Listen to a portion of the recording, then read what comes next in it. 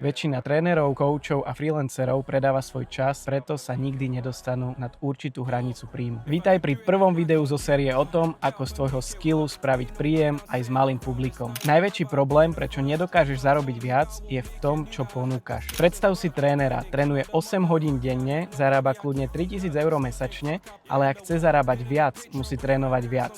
Ale viac hodín denne nemá.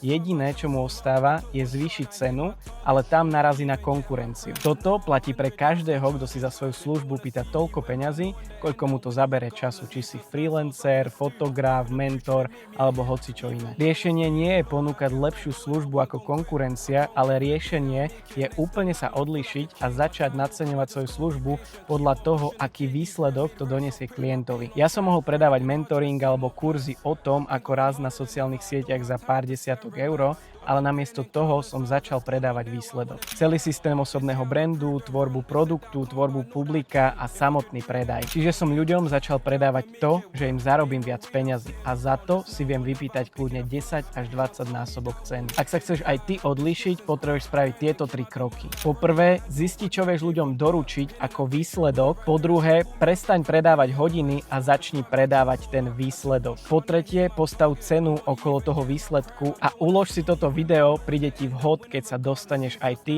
na svoj strop.